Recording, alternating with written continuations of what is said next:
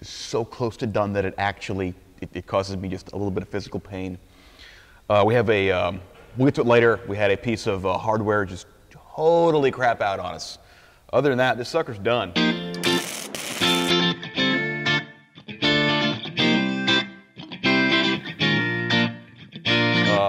We have our array of Greek gods.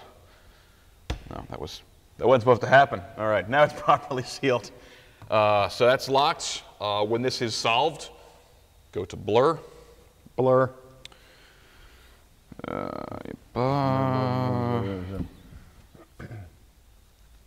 And when this is solved,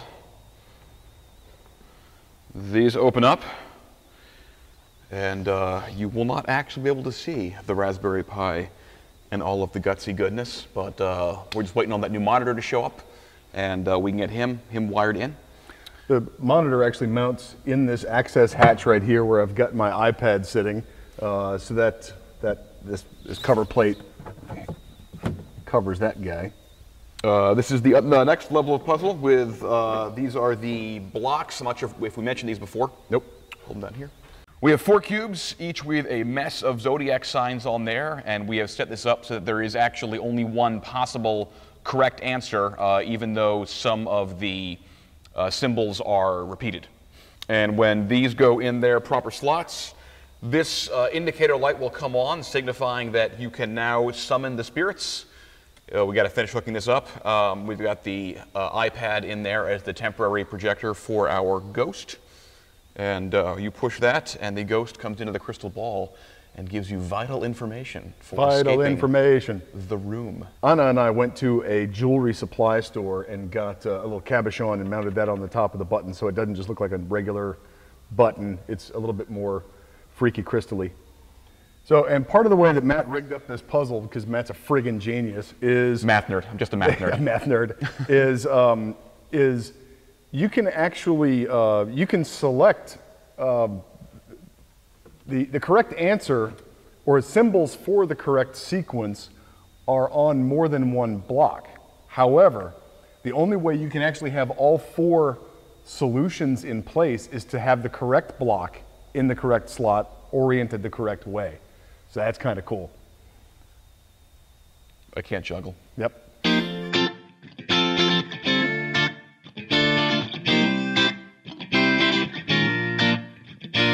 One of the other puzzle mechanisms that Mac made, we actually came up with this idea, but this is a block that has different astrological symbols on it, and it's a cube, obviously.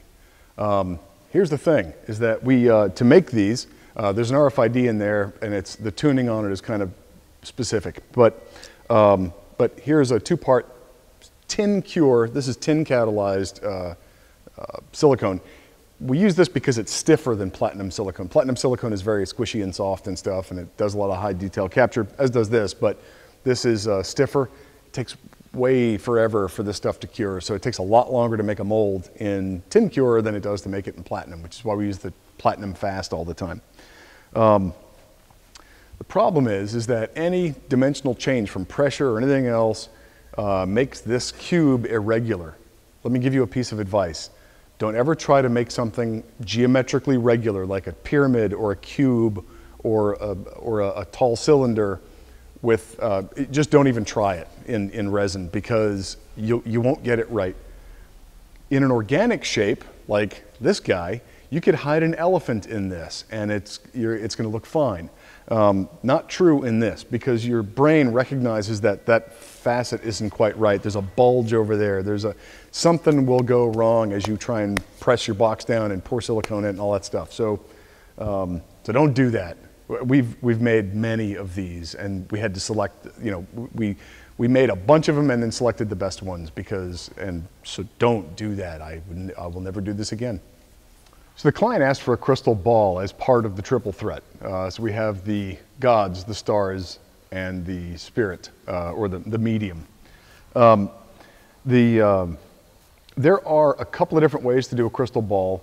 One of them is a translucent face, back projected, so it's a translucent female face or male, whatever the spirit is, and then it's back projected onto that dimensional form, and that gives it a lot of dimensionality. Generally, I've seen that done where it's filled with fluid, so that you would have a wig or some sort of hair sort of floating in there. And it's really cool looking. It's also very expensive, and it's full of water. And if something goes wrong, then, well, that's a catastrophic problem. I've also seen Instructables on both of these, but in every case, it's done simply as a display piece where people aren't going to touch it and stuff like that. So that gives us a whole new set of problems because escape room. So our task in this case was to try to make a crystal ball as bulletproof as possible. So a couple things. Instead of just being able to put the crystal ball on a base, we had to be able to capture it so that players weren't tempted to move it. So Matt designed this in Sintra, this half-inch black Sintra, this capture device. If there are any further problems, these three arms can be wired together so that it pulls everything together and it basically make it impossible to remove. This is a triple cross-locked little beauty that Matt came up with. The other thing is that for a regular beam splitter type of hologram, which is basically you take a sheet of transparent reflective material and put it at a 45-degree angle to the projection source. In this case, the projector is below the crystal ball, shining up, and there's a 45-degree planar translucent or transparent screen that then reflects it towards the viewer. So you're actually looking at a reflection, and that way the ball itself is still transparent. The problem with the way that I've seen this done is that people use acetate. Now, acetate is a type of plastic that crinkles really easily, and it's like screen protectors for an iPad. It's thin, it's floppy. You have to glue the hell out of it on the inside to try and get it to stay in place. There's a whole lot of problems with it. What I decided to do to try to make this more robust is I used, it's actually what I used was 0.040 polycarbonate. So polycarbonate's used in bullet resistant glass and stuff like that. It's very flexible. In fact, here's a fail. So this is a fairly thick sheet of material. It's stiff, but it's also very bendable. So I can roll this thing up, shove it inside, and then manipulate it inside to give me that 45-degree planar surface. And then, but then it's possible that if it gets knocked in shipping or something else, that this could still rotate within the ball. So what I did was, and I'll go to this camera here, I drilled behind so this is the view angle is from here. I drilled a hole here and here, just forward of the polycarbonate, and then from the inside I put a drop of acrylic going through this hole and also binding the edge of the acrylic card or the polycarbonate card. And that way there's a mechanical lock. It's basically a piece of plastic holding the card and also going through the side wall of the sphere so that they can't move relative to each other. So that way the thing is, you can bounce it around and stuff like that and it won't move. From the viewer, from where you are right now, the epoxy is behind each one of these horns, so you can't see it from your angle. Unless you got your head inside the box and looked at it from the back, you can't see that mechanical lock. Also, because of the way this thing's oriented, the ball could rotate. So I drilled holes on the inside of each arm and put a black screw into each arm so that the ball can't rotate either. Because if somebody were to hit the ball and it would rotate, then the hologram suddenly shifts out of view, and that's no good. The monitor has failed. It's a 10-inch monitor that we use to project through the hole, and so we've got another one coming. Come on, Amazon Prime, let's go. This globe is a 10-inch globe. It's a light fixture. Acrylic. There's actually a pretty invisible seam that runs down here. So there are two vacuum formed pieces of acrylic that then fit together. That also means, because it's vacuum formed, that means that at the crown of the buck, it's thinner than it is on the side. It's basically where the acrylic stretched as it was vacuum formed in place. So, so that means that your wall thickness varies as it goes around. So we had to do some playing and recutting different forms to get one that accurately fit the side of the inside of this irregular. It's not actually a sphere. It's an irregular shape to get it to fit. So that's fun. So we're shooting video for the inside of our crystal ball. Our actress is my wife, Lena.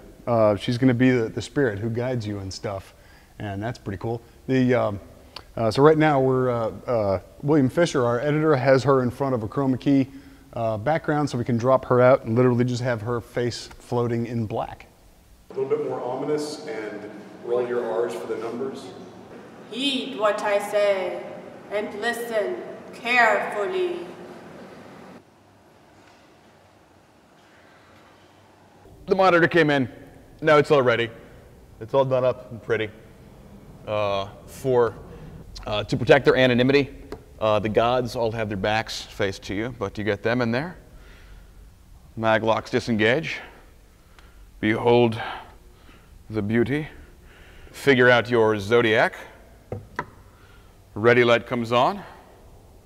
Yeah, you wanna? Spooky. Yeah. If you, the sound, since we're using pickup mics, you probably can't hear what's going on there, but it's a nice, subtle level sound where it's not overpowering the room, and it feels like it's coming from the crystal ball. So all that's important and localizes it to what's actually happening. All right, so now we're going to crate this up and send it to the Fifth Wall escape rooms in Detroit, and we're never going to see it again. Well, we can go to Detroit and play the game. That's really like cheating. So this thing is on its way to Detroit to Fifth Wall escape rooms. All right. Oh yeah, check the hinges. Oh yeah, 270. We're just going to close the ghost up in there and misalign the gods to lock her in. All right. We'll see you in Detroit, or we won't, but this will. We'll see you soon. You should see this in Detroit.